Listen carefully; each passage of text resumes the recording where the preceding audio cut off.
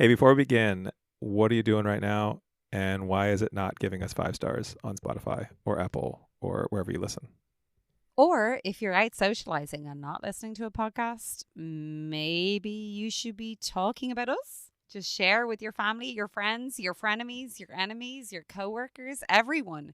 It's the best way to get us out there into the ether. They will thank you once they listen. And then you can talk about us with your friends. And how great will that be? So much fun. We're back to cover more of the podcast Black Girl Gone. This time we have the story of the first known black serial killer.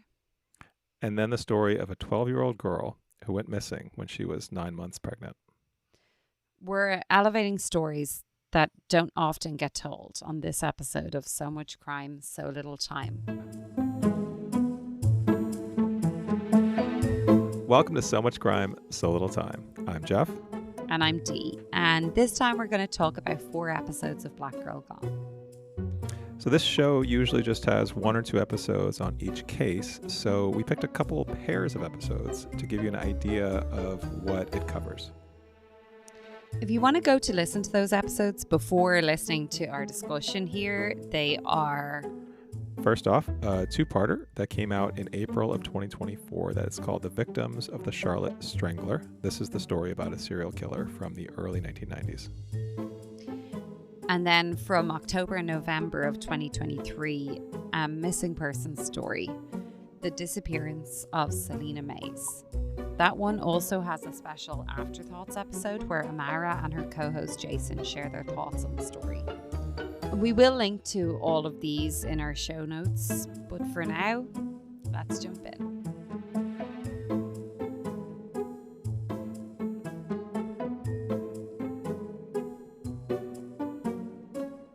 All right, so just before we jump in, we just want to remind everyone what Black Girl Gone is. So it's usually a 1 or 2 episode focus on a story. Most episodes are about 30 minutes long, and it's hosted by Amara. All right, so Dee, Yeah. let's jump in and talk about these 2 pairs of episodes. So I think the first one we're going to talk about is about the Charlotte Strangler. So again, this is a 2-parter, which basically over these 2 episodes covers one story. And should we jump in and talk about this? Yeah, like I will say again, Amara does this unbelievable job of covering so much in a really short space of time. There's no fluff, there's no filler, there's facts. And Yeah, I would I actually don't like. know, Jeff, this is the Yeah, intro, I think, on this one was something that was different to what we had heard when we covered Lintel Washington's murder in the preview episode. The intro was so strong. It was related to serial killers, specifically black serial killers, and how they go under the radar. And the reason being is that a lot of the time, black serial killers are killing black women. And as we said last time, as we will continue to reiterate, the murders and the crimes against black women and non-white women go under the radar. They don't get the media attention. They don't get the coverage in documentaries or podcasts. They don't catch.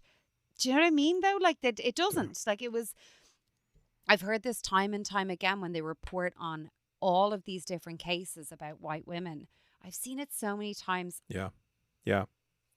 And I want to say, so this episode, so we learned at the beginning of this episode that this is about a serial killer who raped and murdered 11 women between 1990 and 1994. And so this first episode basically covers 6 of the women's stories. And like you said in the preview episode, I think Amara does an amazing job of really focusing on the women, who they were as people.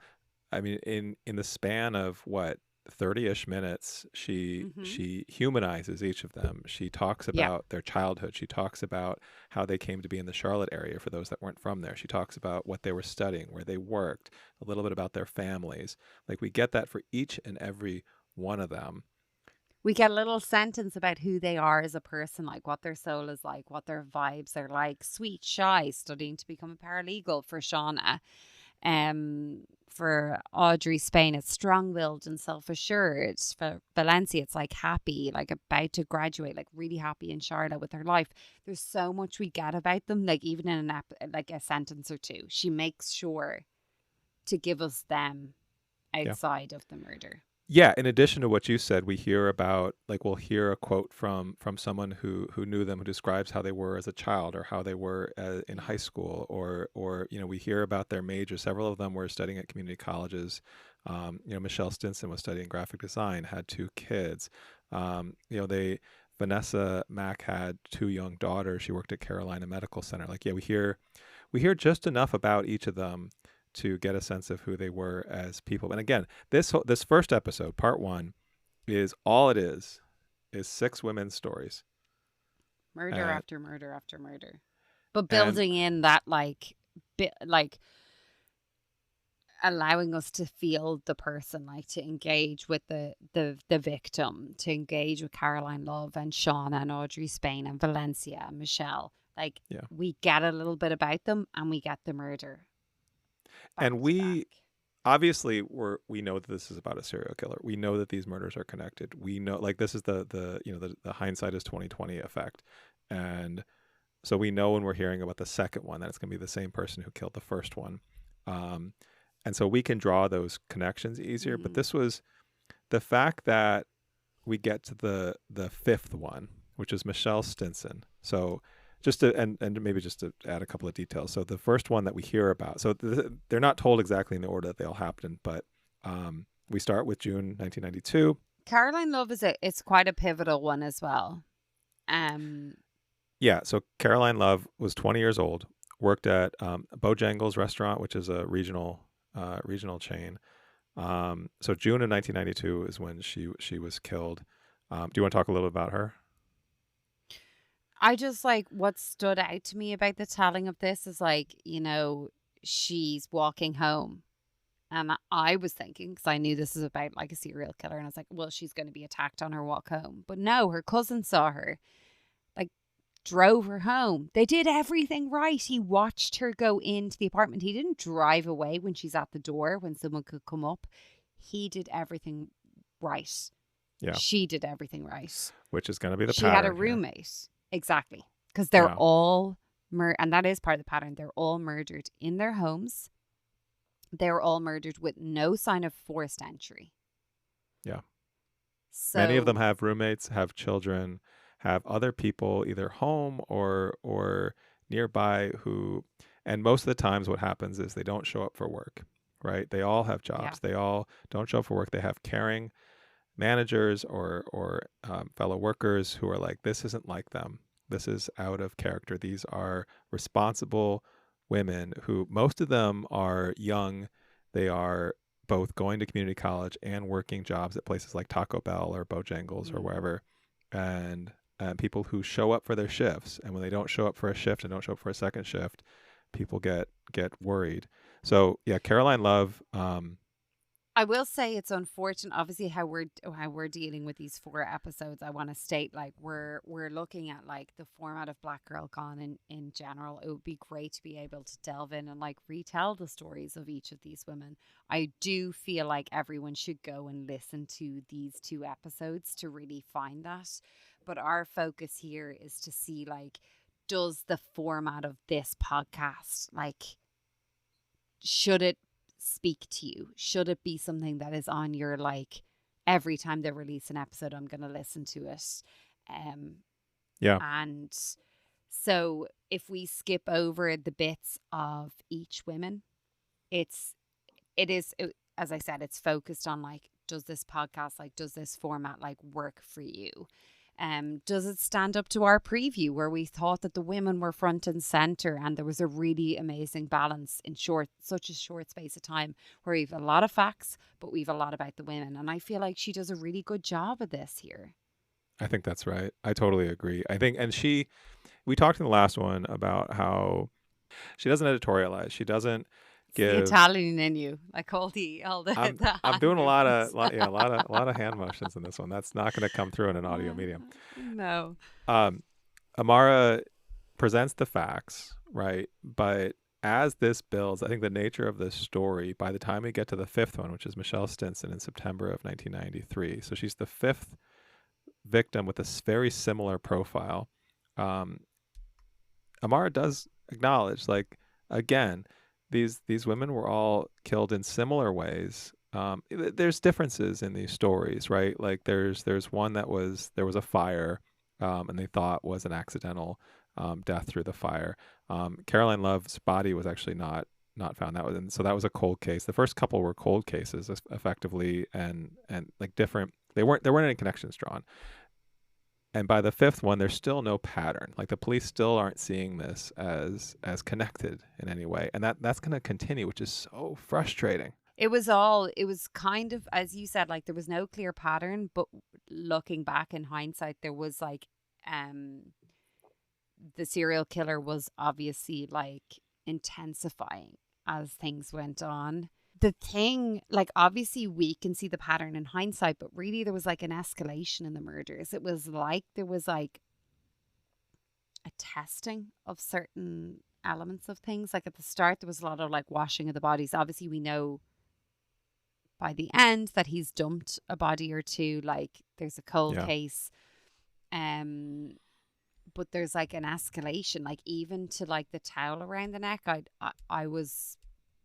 didn't look into it, but like I wonder, like the towel around the neck and then the stabbing, like what's the reason for the towel as opposed to something else? Is it just that there's always going to be one at hand in a house? I don't know. Yeah, maybe. I don't know. Well, we should. So But yeah. So there's some of these patterns. there are patterns, and those Yeah. patterns aren't noted. Like a number of the victims who, again, are found in their house, they're strangled. They go to the same college at some point. Several of them Or go to the they same work. college. Yeah. Several of them Or also they work at work. Taco Bell. Yeah. And so there are patterns. I don't know enough about the police system. I also don't know enough about the geographical area that we're working with here to know like how the police is divided. Like, did some of them occur in different, like, do you call them precincts? Yeah. Yeah. Okay. Well, and Charlotte's a large city. It's a large metropolitan area in North Carolina. I mean, I don't know. I've been to the airport. It's a big airport. Um, I've been to the airport is such a random, like, it's a big area. Well, like, the airport's big. it is a significant anyway. I mean, San Jose is pretty big, isn't it? And the airport's tiny. Yeah, actually, that's true. Yeah, that's a good point. I think towards the end of this episode, what I part one of this, what's really clear is that the community are starting to get angrier and angrier. Yeah. Which we hear about through Shauna Hawk's mother, Sylvia, who was very vocal about being frustrated by the lack of progress, right? So her lack of daughter, progress and lots of lack of communication. yes, which from the police to the families. Which just seems infuriating, particularly if you're like, and I guess we don't know this exactly, but if you're one of these family members and you're starting to, if you see the pattern, which we hear about as we get into the second episode, where we've got multiple murders within the span of a couple days, including 2 murders that happen in the same apartment complex.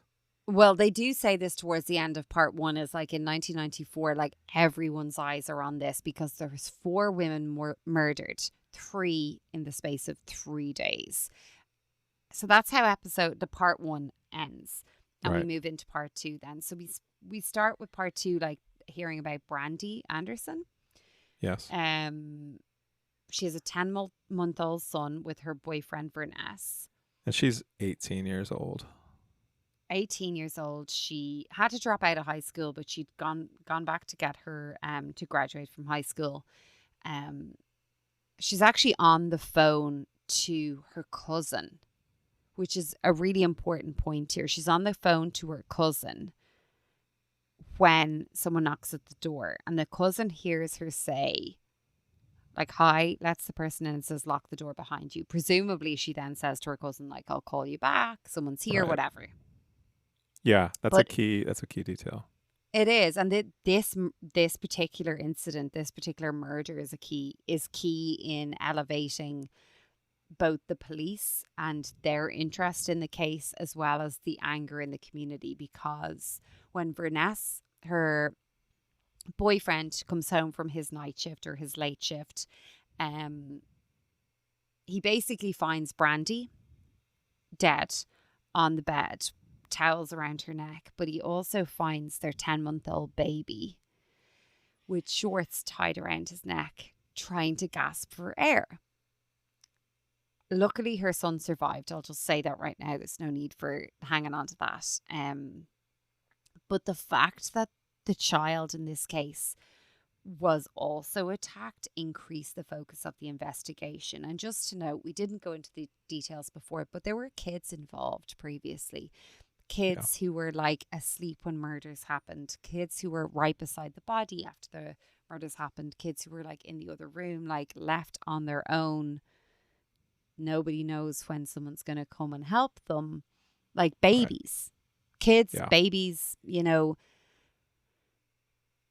Well, and in one case, the phone cord was also cut, so the small children were left home. Yeah, that was Michelle Stenson. So she was killed while her boys were sleeping, and when her friend came over to knock on the window, they were like, "Mommy's asleep on the kitchen floor." And when the friend James like goes in, the phone cord is cut, and yeah, their mother is dead on the floor, towel around her neck. But you were getting to the point that this starts to escalate in 1994.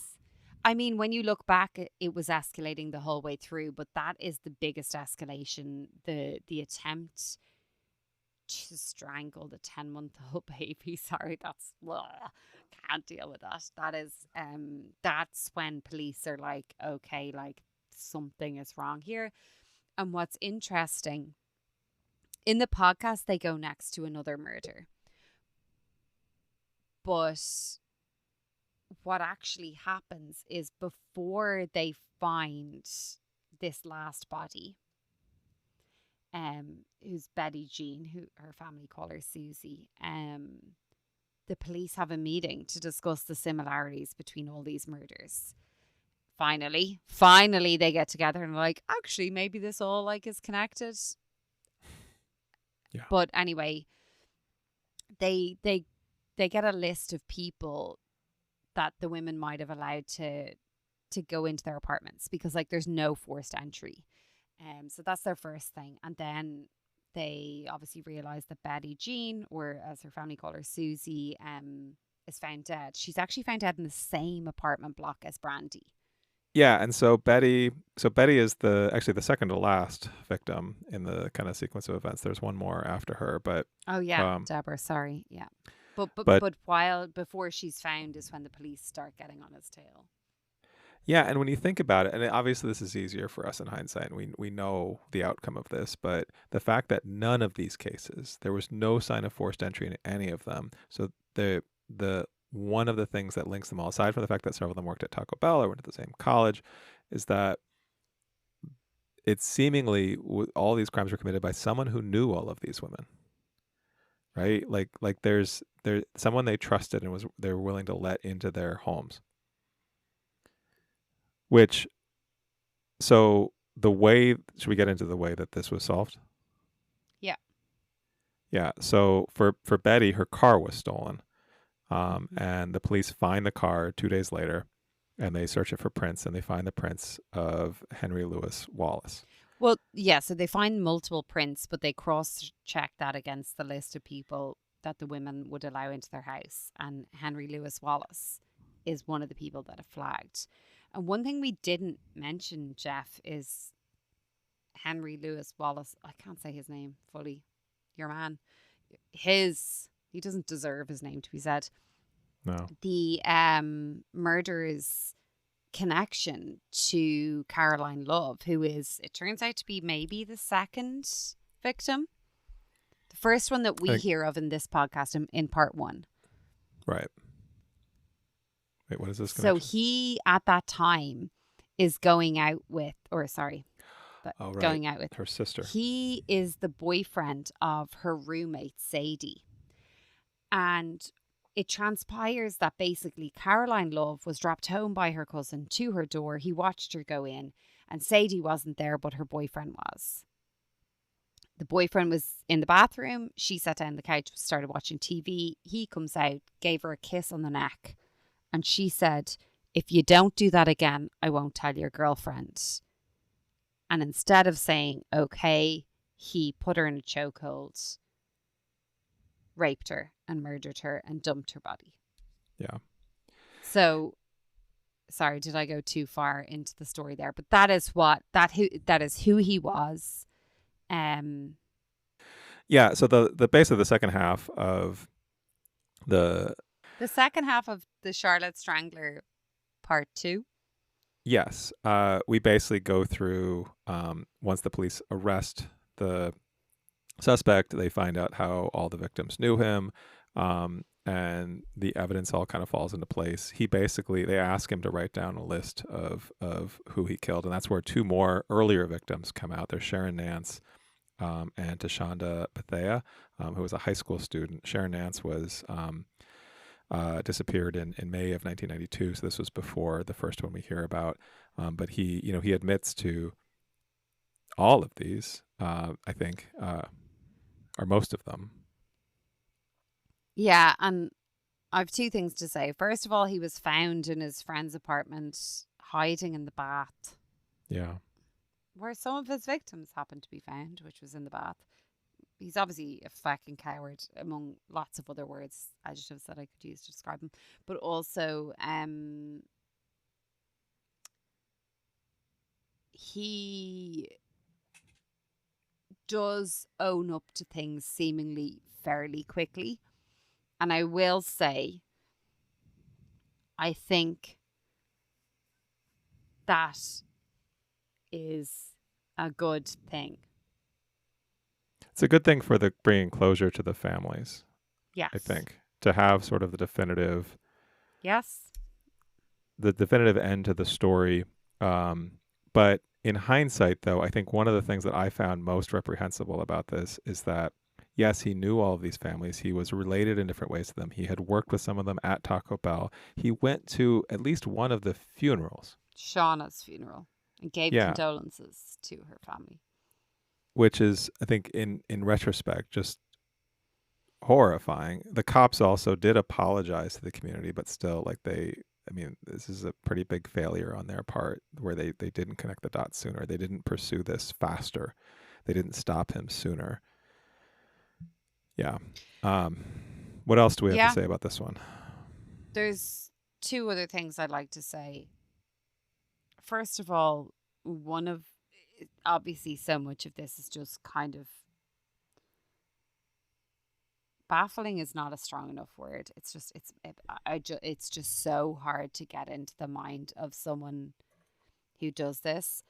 Yeah. With Valencia, I was so disturbed.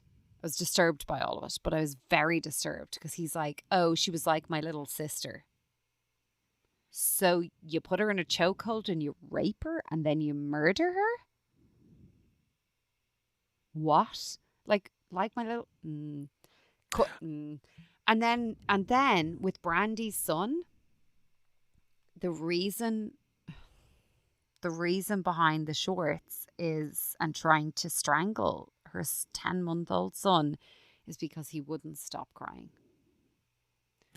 Whereas in a previous murder, he said with Vanessa Mack, he stayed in the apartment until the baby fell asleep and then he left. So he was over like the effort of that, like from one murder to the next. Yeah. There's nothing I don't agree with. The epitome of a creep, of a don't even, creep isn't even strong enough. The words I have to describe should not be said aloud. I want to say, though, as we wrap up talking about the Charlotte Strangler episodes, I think talking about the podcast Black Girl Gone, I think again, as we talked about with the Lintel Washington story, I think Amara does a remarkable job of conveying so much information and humanizing and really focusing on these women. One of the things that I really appreciate that she did is at the very end of the second episode, she names them all. And I think this is her pattern that she does in other episodes as well, where she wants to end on that note. She wants to call them out by name.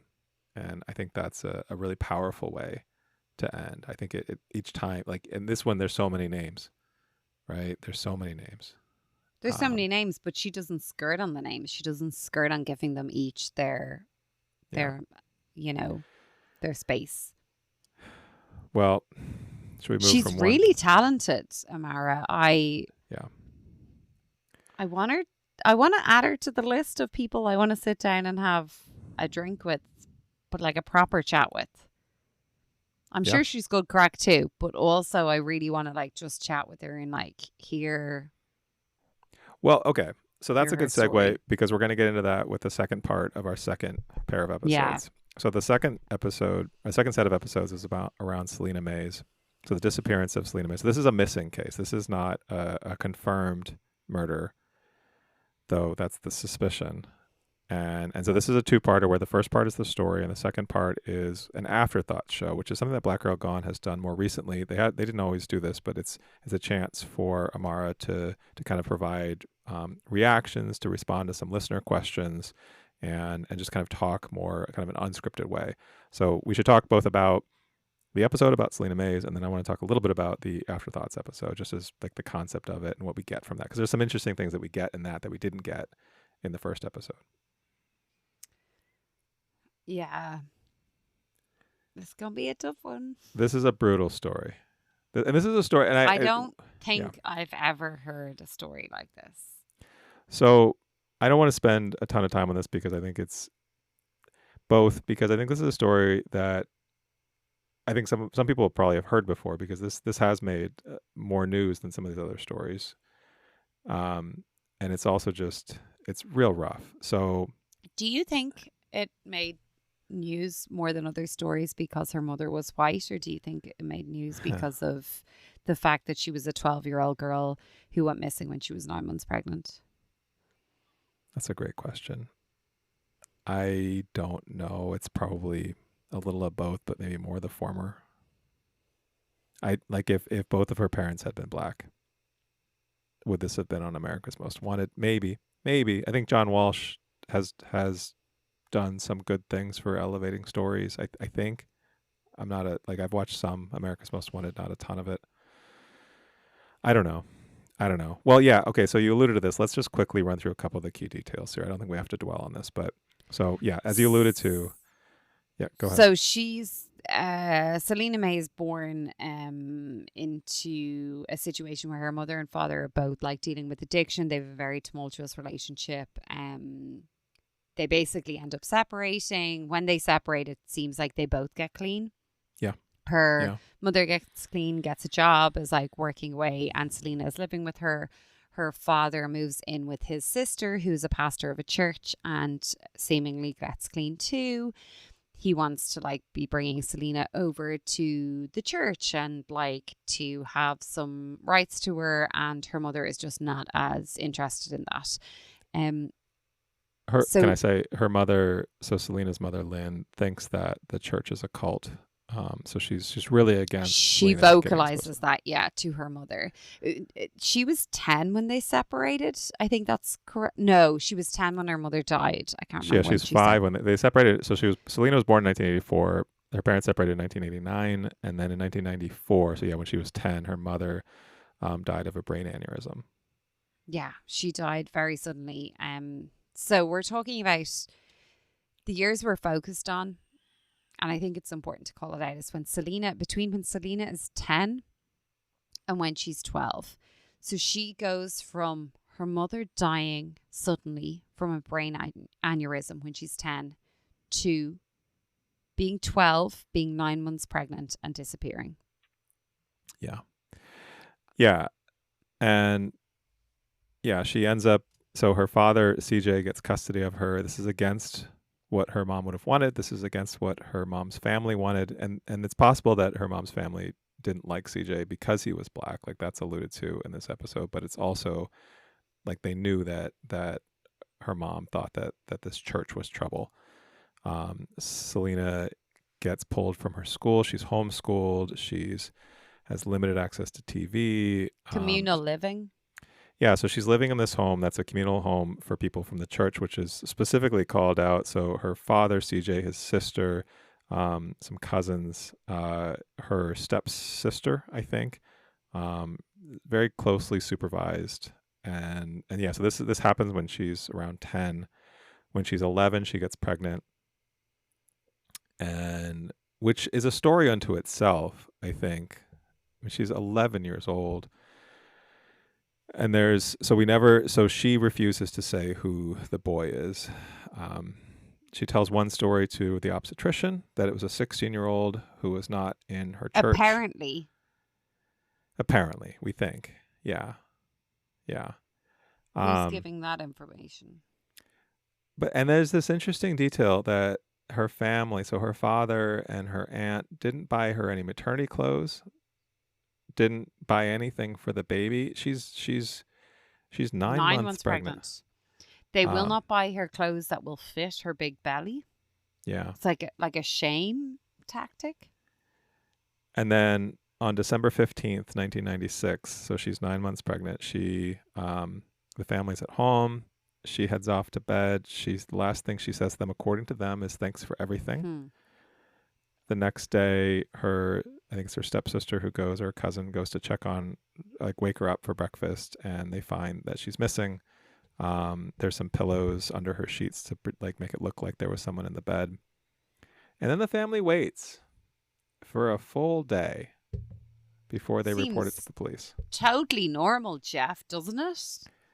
Yeah, so December 16th is when she goes missing. December 17th is when her father goes to the police. He also fails to mention that she was 9 months pregnant when he talks to the police. So the police assume, seemingly, that she's maybe ran off, maybe gone to her mother's family. Like, they're like, we'll kind of look for her because there's no real urgency here. She'll probably come back, blah, blah, blah, this, that, and the other. And it's only, like a week or two later that they find out that she was actually 9 months pregnant? Yeah, and I think it's important to note that, so he goes to the police on this is December 17th. This is a week before Christmas, and they wait until after Christmas. The police wait until after Christmas to really get serious about this. And on top of that, she had left behind like her purse, her CD player, her prenatal vitamins, which it sounds like by all accounts, she was a very diligent, responsible, like surprisingly mature for her age young woman. Child. No. She's 12 years old. Yeah. She's 12. And as the police start to investigate, so first of all, her maternal family, her mother's family, immediately suspects her father. Yeah. And the family... Did they know that she was pregnant? Actually, we don't know that. I don't know when they knew that. We know that It came to my mind. I don't think we ever hear like when they have found out. It sounds like they were very isolated from her. There's a reference to how, is it her grandmother or her aunt on that side, on her maternal side, only talked to her 3 times after she went to live with her dad. Yeah. There's this interesting detail, I thought, where the family refused to let the police search their home or the church. And it was stated that the police were a bit confused because usually in a case like this, the family are like ringing up being like, what's happening? Like, what do we have? Blah, blah, blah. The police had to get on to the family the whole time. Not her maternal family, so her paternal family, where she was living in the communal home with her father, his new wife, their daughter, the aunt who was the pastor of the church, and her son. They had to be on to them. It took them... How many weeks did it take them to speak to everyone who lived in that house? I think it took like a month, they said. I think that's what it said, a month. That is fucking wild. I actually think it's wild that the police allowed that to happen. Like, I'd love to speak to someone involved in this and be like, sorry, explain this to me a bit. Yeah, the logistics of, I mean, just the logistics of the police not being able to search the home. Again, she's missing. Well, they couldn't get a warrant. And I wonder like, we don't hear about this. A question that I have is like, was there some aspect of like the church brought into this?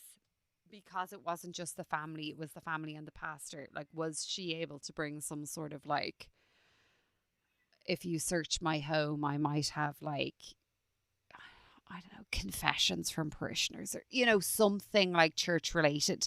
I wonder, was she able to bring something like that to say it's not ethical to church to, it's not ethical to search like a church home or a home of a pastor or whatever. I don't know, but it's definitely something that's sprung to mind because that seemed bizarre. Yeah, and to step back from the story and to talk about the podcast Black Girl Gone, I think, again, as we've been talking about with all these previous ones that we've discussed, we're getting the facts. I think Amara does a terrific job of presenting the story succinctly, presenting it very fact-based. And this, we're going to get to this when we talk about some of the afterthoughts, but there are other stories kind of swirling around, like happening, but Amara, the host of the show, is very intent about not bringing in things that are sort of like hearsay. If they're not verified, if they don't serve a very specific purpose. But she does note that the father said to the police that at one stage Selena said to him, the father of her unborn child is some 16-year-old that she met. And like immediately when I'm hearing that in the actual Selena May's podcast, I'm like, hold on a second, like she can't leave the house. Yeah. She's like homeschooled. Like, where is she meeting this guy? That's what doesn't make sense about the whole thing. Yeah. Where does an 11-year-old girl in a house like this, who's not allowed to go anywhere, who's not even allowed to watch TV, how does this happen? And then I did have the question, and obviously we'll discuss the afterthoughts in a second, but she goes to a doctor. She's going to an obstetrician, and I'm like, there was no like mention of how, like, I don't know. I was like, do I know the laws of this? I don't know. No, let's talk about that for a second. So we're getting into some stuff that let's just bring this in. We're talking about some stuff that Amara discusses in the Afterthoughts episode. But yeah, she goes. Well, what I was saying is, like, I actually thought about this listening to the episode. I was like, hold on, she's going to an OBGYN, like how is this not how rape? Is this how is this not brought into the attention of the police before she's even going missing? Surely I would assume if you bring a child who's 11 who's pregnant to an OBGYN, you have to, are you Googling this? You have to bring them to the police or make it known to the police that this child is pregnant.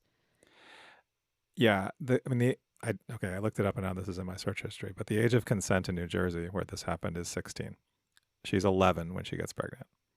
Yeah, but like well, to kind of close on this topic, I think that question is raised, and I think it's raised not so much in the first episode, but in the Afterthoughts episode of how, like, who is this obstetrician? We don't know this, right? We don't know if it was someone who's it's Amara mentions that maybe it was someone who's affiliated with the church, in which case that would explain why this never got One of her followers actually mentioned that which I thought was really interesting. She was like, whoa, I never actually thought about that. Maybe that is the case. Love that about Amara, that she's not like, oh, I had already thought about that, trying to be like all knowing. She's like, great, I love my listeners. They're like thinking about things I hadn't thought of before. I thought that was great. I think we can transition into this because I want to talk a little bit about the fact that this Afterthoughts episode even exists and kind of what purpose this serves in sort of diving deeper into the story, as well as getting a little bit more into Amara's process of creating this show, because I think the show is so, like, we've been talking about how well done this show is, and I really appreciated the chance to get a little bit of behind the scenes about how she thinks about constructing these stories, how she conducts her research. So that Afterthought show gets into that a little bit. And again, it's succinct. Like this isn't like a hour and a half long episode. I think it's maybe 30-ish minutes long. But Hmm. she does take some of these questions and some of these suggestions from some people on YouTube or Instagram or wherever that are following up with her and saying like, well, what about this or what about that? And she gives that a little bit of space, which I think is really great. And I thought was also it, because Jason is there as a second voice too, Yeah. and because it's not scripted, it feels very different from all the other episodes that we've listened to in I think a nice like kind of balancing way. I totally agree. I think it's a really good balance. I think also they very much note that this episode about Selena Mays was one they were like, we have to talk about because there are so many questions. Yes. They don't do this, as you said, like for every single episode. They just do it intermittently when they really feel like they need to like answer some questions or like give opinions or like detail like their process. And I thought that was so important here because after listening to the Selena Mays episode, not the Afterthoughts episode, I was like, I need to talk about this to someone, which is the purpose of us doing this as well. Like we're giving like a forum for people to discuss things, like bring up questions. And I thought they did it really well. You know what's funny about that? I'm sorry, I mean to cut you. Did I cut you off? No. This was the first time I felt like I was listening to a show that was doing what we do, right? And I was like, oh, I love this. Like this is, I want to hear someone talking about this show that just brings up so many emotions and so many thoughts and like so many questions. And yeah, I thought that's one of the things I loved the most. And that's why like when I saw that she did these Afterthoughts episodes, I was really eager to listen to one of them because it's the premise of it sounded familiar. She had it first. Yeah. To be fair. She was doing this before us. But also we didn't even know. That's true. Know. That's true. I think that the Afterthoughts is a really, yeah, I totally agree. I think it's a really good like forum for posing the questions. It's an interesting dynamic between Jason and Amara. Like he kind of poses some of the questions and it's her. She's obviously the driving force behind the like process and like the answers and stuff. So it is interesting. Yeah, he's very deferential to her. Like it's definitely her show, and I think their back and forth I think was fun to listen to. Fun for such a dark topic, but it was because we talked about this with some of the earlier episodes where she does not. I think she's very intentfully doesn't inject her personality, her opinions. And she still doesn't in this episode. I think she is very careful. She is very balanced. She's very measured in what she says. But she is also talking a little bit more off the cuff here in the Afterthoughts, which I think is welcome. Like I definitely would love to like just chat with her more about I was this. just going to say though, like, does it leave you wanting a little bit more of like Amara and her personality in these Afterthoughts? Or do you feel like, you know, she is really, the Afterthoughts are like, let's delve into like that unscripted, a couple of questions about the episode, but we're not going to veer off the fact that this is so serious that we're not like, yeah, you know, having a jokey, oh gosh, jokey in my 70, having a bit of crack and like kind of, can I say a bit of crack actually? People might think I'm talking about cocaine or no, you're heroin Irish. or I something. think you can get away with it. Okay. Like having a bit of banter, a bit of crack with each other. Like, you know, they don't do that, but maybe that's on purpose. I think that's on purpose. I feel like based on what we know about this show, everything is on purpose, right? Like it's, and she even talks about, one thing we didn't mention was, because Jason asked her about that, or he calls attention to this, the way she signs off the show. Like she is deliberate about the fact that we do not know what happened to Selena. She disappeared in 1996, so almost 30 years ago. And I think a lot of people just presume that if she was alive, she would have been found by now. But Amara is deliberate about not referring to her that way, right? Like, we don't know. She doesn't know, so she's not going to presume something that she doesn't know, which I think is speaks to her. I think her seriousness of what she's doing, which I greatly appreciate. Yeah. We haven't actually at all spoken about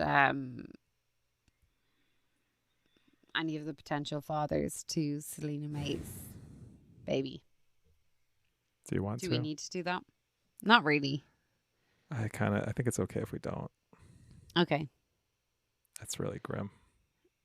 I mean, it is. It's a big portion of it, though. It's a big portion of the cover up is the fact that, like, look, I don't want to talk about the fact that a 12-year-old goes missing when she's 9 months pregnant, but the fact that her father's under suspicion, I do feel like in some ways the way it's put forward that his defense is I had a vasectomy a couple of years ago is, I'm hoping his defense was more like, are you fucking kidding me? Like, I'd never rape my daughter, but anyway, can't be sure. But the cousin basically that she's living with, Sean, the pastor's son, is convicted for rape of 2 girls who were also part of the church. Yeah, 13 and 16. Did he impregnate one of them? I don't know. He was arrested for rape. And yeah, we don't get a ton of details about that. Apparently, one of Selena's friends says, like, eventually she had admitted to her that, you know, it was Sean who was the father of the baby. One avenue that was never discussed, obviously there's a lot, there was like, was it the dad trying to get rid of her because he was the father? Was it they're trying to, you know, silence her because the cousin was the father, the pastor didn't want them to speak to anyone, etc. So, Amara, if you're listening, we'd love to sit down, have a drink of tea or a pint or a whiskey with you and just chat. We think you're doing a fantastic job of highlighting crimes against people who are not spoken about enough. And it's really impressive how many facts you get in such a small amount of time. Yeah, so many facts, so little time, Jeff. Yeah. I don't think I can recommend this podcast enough. If you're interested in true crime, there's so many admirable things that we talked about this show. Yes, the stories are dark, but I think they are important, and I think they are well told, and I think she's a wonderful host. So I think we definitely think that this show, Black Girl Gone, is worth your time. Yeah.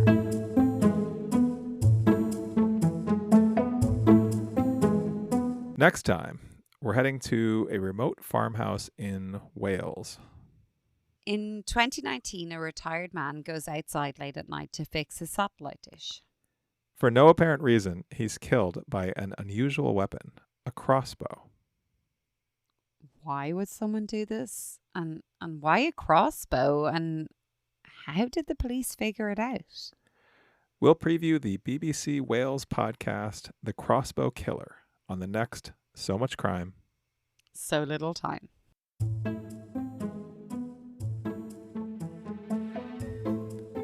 So Much Crime, So Little Time is a production of Mind Glove Media. The executive producer is Paxton Caloriso. Our associate producer is Blythe Ty. Our theme music was composed by Vyacheslav Starostin. If you haven't done it yet, please subscribe to this show on your podcast app. And don't forget to give us a 5-star rating and a review. Even better, tell your friends. To join the discussion, look for us on social media. Check out the show notes for all the links. Thanks for listening.